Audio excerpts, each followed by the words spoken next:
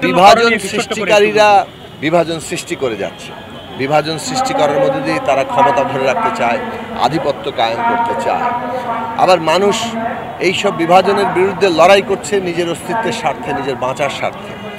রাজনীতিতে শক্তি ভারসাম্য কখনো কখনো নিপীড়করা, গণবিরোধীরা শক্তি অর্জন করে ফেলে, প্রাধান্য বিস্তার করে। এর অর্থ এই নয় যে এটা চিরস্থায়ী বন্দোবস্ত।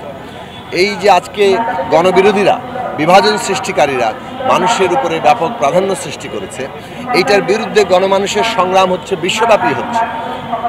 যুক্তরাষ্ট্রে হচ্ছে, ইউরোপে হচ্ছে, আমাদের পার্শ্ববর্তী দেশ ভারতে হচ্ছে, বাংলাদেশেও হচ্ছে। এবং বাংলাদেশে এই শক্তি, বিভাজন সৃষ্টিকারীদের যে আধিপত্য, তাদের যে প্রাধান্য, তাদের যে নানান দমনপীড়ন, বল প্রয়োগে ক্ষমতা রেখা, এগুলোর বিরুদ্ধে লড়াই করছেন। এবং এই লড়াই আরও দ্রুত শক্তি অর্জন করবে বলে আমরা বিশ্বাস করি এবং বিজয় অর্জন করব।